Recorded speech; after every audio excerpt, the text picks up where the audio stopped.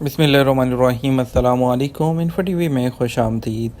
آج 4 نومبر 2021 بروز جمعرات 29 ربیع الاول بمطابق 1443 ہجری سعودی عرب کی تازہ ترین خبروں کے ساتھ میں ہوں وسیم۔ سعودی عرب کے غیر ملکیوں کے لیے آج بہت ہی اہم خبرنامہ ہونے والا ہے۔ آج کے نیوز بلیٹن میں بہت سی اہم اپڈیٹس آئی ہیں۔ بات ہونے والی ہے اقامہ کی قانون کی، بات ہونے والی ہے فائزر ویکسین کی، اور بات ہونے والی ہے اس کے علاوہ دوسری بہت سی اہم اپڈیٹس، فلائٹس کی نئی گائیڈ لائن، سعودیائزیشن کی، اقامہ اوورسیز پاکستانیوں کی، اور دوسری اہم اپڈیٹس، تو ویڈیو کو مکمل دیکھیے گا۔ اقامہ قانون کی پابندی، غیر منظم کارکن کے حقوق کا تحفظ۔ سعودی عرب کے ادارے جنرل ڈائریکٹریٹ آف پاسپورٹ، جسے جوازات کہا جاتا ہے، اس نے واضح کیا ہے کہ جو کفیل اپنے غیر ملکی کارکن کو دوسروں کے لیے کام یا ملازمت کی اجازت دیتا ہے، اسے جرمانہ، قید کی سزا، آئندہ بھرتی پر پابندی اور غیر منظم غیر ملکی کارکن کی ملک بدری جیسی سزاؤں کا سامنا کرنا ہوگا۔ عرب نیوز کے مطابق محکمہ جوازات نے ایک ٹویٹ میں بتایا کہ کوئی بھی کمپنی یا ادارہ جو اپنے کسی بھی کارکن کو دوسروں کے لیے کام کرنے یا خود کسی دوسرے کے کارکن کو جاب دیتا ہے تو وہ اس کیٹیگری میں آئے گا۔ سزا کے ساتھ جرمانے کی رقم 1 لاکھ ریال تک ہو سکتی ہے۔ غیر ملکی کے لیے ملک بدری کی سزا یعنی کہ ڈیپورٹ ہوگی۔ غیر ملکی کو 6 ماہ قید کی سزا ہو سکتی ہے، جبکہ سعودی شہری کو 5 سال تک کے لیے نئے ملازم کی بھرتی پر پابندی کا سامنا کرنا ہوگا۔ ملوث افراد کی تعداد کے حساب سے جرمانے میں بھی اضافہ ہوگا۔ ریاض میں انسٹی ٹیوٹ آف پبلک ایڈمنسٹریشن کے مشیر اور قانون کے پروفیسر ڈاکٹر اسامہ غنیم العبیدی نے بتایا کہ محکمہ جوازات کے حوالے سے جو متعین کی گئی سزائیں ہیں بالکل ٹھیک ہیں اور ہم اس کو ویلکم کرتے ہیں۔ انہوں نے کہا سعودی لیبر مارکیٹ کو ٹھیک سمت میں لینے کے لیے یہ ایک بہترین وقت ہے، کیونکہ غیر قانونی غیر ملکیوں کی وجہ سے جرائم میں اضافہ ہوتا ہے، اسی لیے ایسے کارکنوں سے ذاتی مفاد حاصل کرنے والوں کو سزا دینا بھی ضروری ہے۔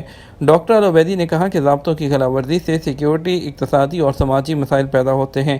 انہوں نے واضح کیا کہ قانون کی پابندی غیر ملکی کارکنوں کے اپنے فائدے میں بھی ہے، کیونکہ کسی غیر کفیل کے ساتھ کام کرنا ان کے اپنے حقوق کے تحفظ کی ضمانت نہیں دے گا۔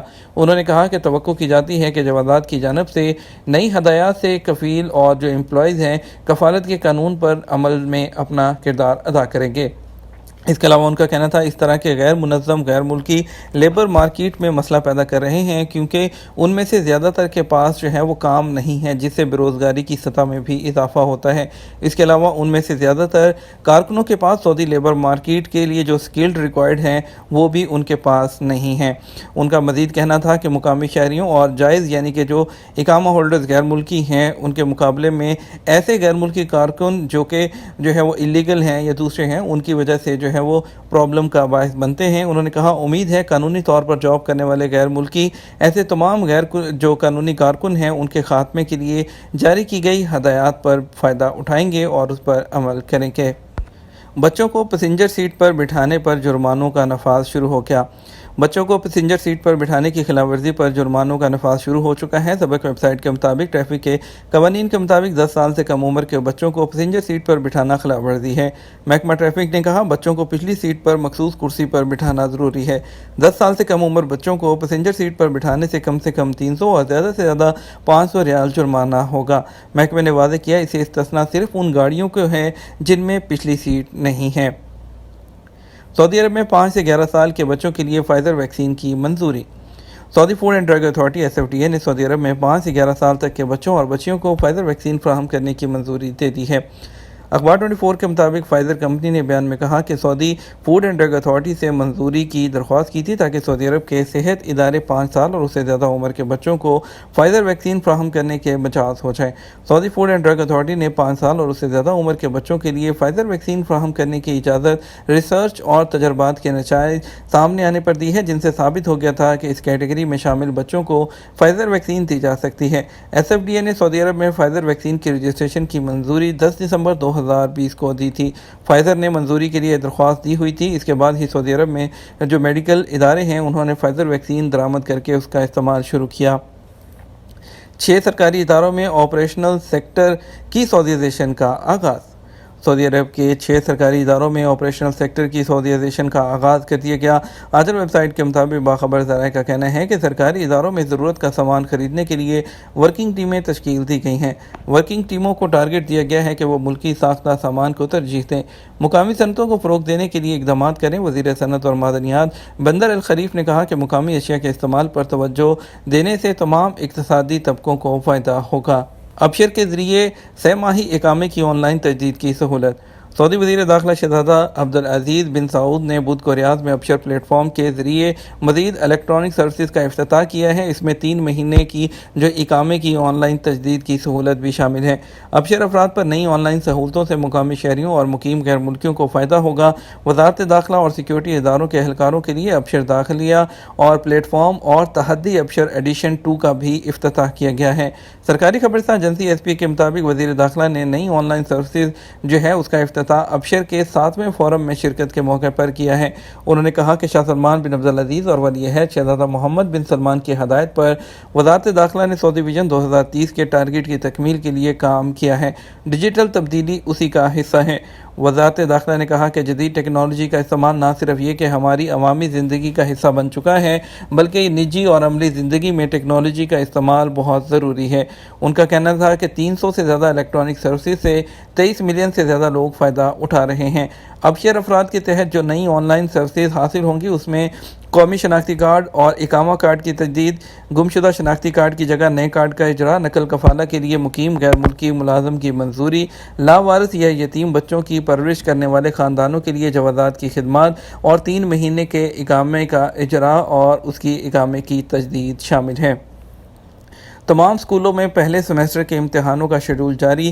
سعودی وزارت تعلیم نے تمام سرکاری، پرائیویٹ اور انٹرنیشنل اسکولوں میں پہلے سیمسٹر کے امتحان کا شیڈول جاری کر دیا۔ سعودی پریس ایجنسی کے مطابق تمام تعلیمی مراحل کے اسکول میں امتحان کا آغاز 9 ربیع الثانی بمطابق 17 نومبر سے ہوگا۔ شیڈول کے مطابق مڈل اور ہائی اسکول کے طلباء کے پریکٹیکل امتحان اتوار 9 ربیع الثانی بمطابق 14 نومبر سے ہوں گے۔ وزارت نے کہا کہ پریکٹیکل امتحان کی مدت 3 دن ہوگی یا آن لائن لیے جائیں گے۔ پرائمری کے طلباء کے تمام امتحانات آن لائن ہوں گے اور تمام اسکولوں میں ان کا آغاز 4 بجے عصر کے بعد ہوگا۔ کرونا وائرس کے پھیلاؤ کے بعد سے ڈیجیٹلائزیشن کی طرف رجحان میں بہت تیزی سے اضافہ دیکھنے میں آیا ہے۔ زیادہ تر لوگ خریداری، دیگر کام، بینکنگ اور میٹنگز کے لیے آن لائن ذرائع کا انتخاب کرتے ہیں۔ عرب نیوز کے مطابق بہت سے قومی اور پرائیویٹ اداروں نے انٹرنیٹ کی بڑھتی ہوئی رسائی، بہتر انفراسٹرکچر اور تکنیکی ترقی کا فائدہ اٹھاتے ہوئے اپنی مصنوعات اور دیگر سروسز کو وہ سائبر سپیس میں منتقل کر دیا ہے۔ اوورسیز پاکستانیوں کے لیے وفاقی اداروں میں سہولت کار افسران۔ پاکستان کی حکومت نے آپ کو بتاتے چلیں کہ اوورسیز پاکستانیوں کو سہولت دینے کے لیے وہ وفاقی اداروں میں افسر تعینات کرنے کا فیصلہ کیا ہے۔ پاکستان کے وزیر اعظم کے دفتر سے جاری ہونے والی پریس ریلیز میں بتایا گیا کہ وفاقی ڈویژنز میں 39 سہولت کار افسران کو تعینات کیا جائے گا، اور اس میں یہ بھی بتایا گیا کہ وہ 19ویں گریڈ سے کم نہیں ہوں گے، اور اس اقدام کا مقصد سمندر پار پاکستانیوں کے جو پرابلمز ہیں، جو مسائل ہیں، اس کو حل کرنا ہے۔ بیرون ملک سے آنے والے مسافروں کے لیے نئی گائیڈ لائنز کا اعلان کر دیا۔ پاکستان کے national command and operation centre نے عالمی سطح پر کرونا کیسز کی شرح میں کمی کو دیکھتے ہوئے اپنی سفری پالیسی میں تبدیلی کا اعلان کیا ہے۔ جاری ہونے والے اعلامیے میں بتایا گیا کہ تمام پروازوں کو 10 نومبر سے پوری گنجائش کے ساتھ پاکستان آنے کی اجازت ہوگی، لیکن اموات اور ویکسینیشن کی کم شرح کو دیکھتے ہوئے 10 ممالک کو سی کیٹیگری میں رکھا گیا ہے۔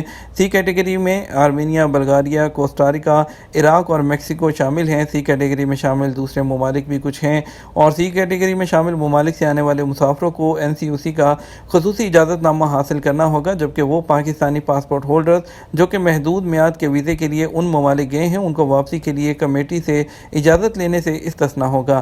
کیٹیگری بی میں 6 ممالک کو رکھا گیا ہے، جس میں روس، ایران، ایتھوپیا، جرمنی، فلپائن اور افغانستان شامل ہیں۔ ان ممالک پر کوئی سفری پابندیاں عائد نہیں، تاہم انہیں ہائی رسک کی وجہ سے مسلسل نگرانی میں رکھا جائے گا۔ اعلامیے میں کہا گیا کہ پاکستان آنے والے مسافروں کی ویکسینیشن کی شرح 100% ہونی چاہیے۔ 6 سال اور اس سے زیادہ عمر کے مسافروں کے لیے 72 گھنٹے پہلے کی PCR رپورٹ لازمی ہے۔ اعلامیے میں کہا گیا کہ افغانستان سے پیدل پاکستان میں داخل ہونے والے افراد ویکسین سرٹیفکیٹ یا PCR کے بغیر آ سکتے ہیں، تاہم انہیں ٹیسٹنگ کے عمل سے گزرنا ہوگا اور قرنطینہ کے ضوابط پر عمل کرنا ہوگا۔ ریاض میں آداب عامہ کی خلاف ورزی پر 26 لوگ گرفتار کر لیے گئے۔ ریاض پولیس نے آداب عامہ کی خلاف ورزی پر 26 لوگوں کو گرفتار کر لیا ہے۔ سعودی پریس ایجنسی کے مطابق ریاض ریجن پولیس کے ترجمان میجر خالد القردس نے بتایا کہ مذکورہ افراد کو تفریح گاہ سے ایک ایکٹیویٹی کے دوران گرفتار کیا گیا۔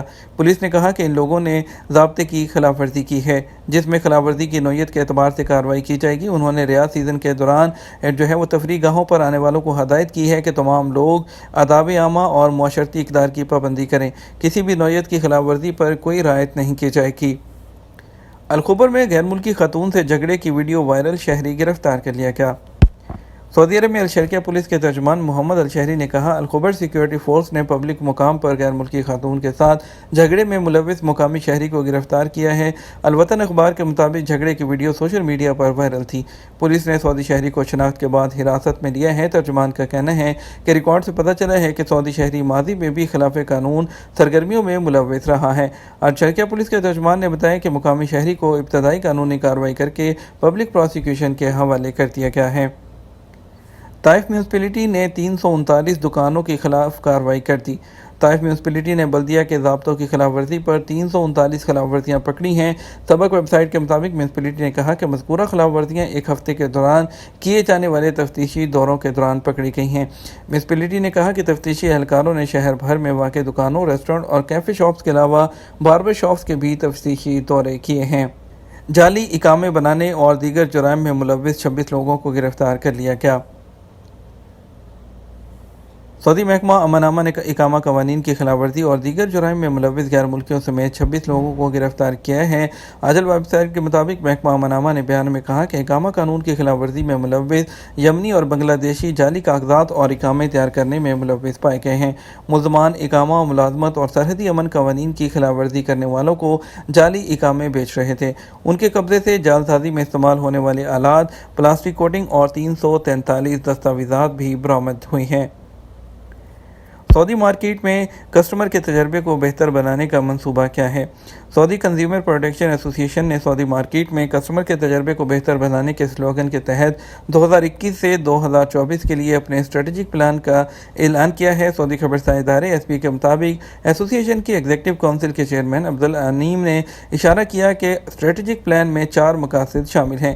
سب سے پہلے اخراجات کی کارکردگی کے منصوبے تیار کرنا اور مالی استحکام کو بڑھانا تاکہ یہ یقینی بنایا جا سکے قومی نگران ماحول طویل مدتی اور اس کا جو بین الاقوامی سٹینڈرڈز ہیں اس کے مطابق ہو۔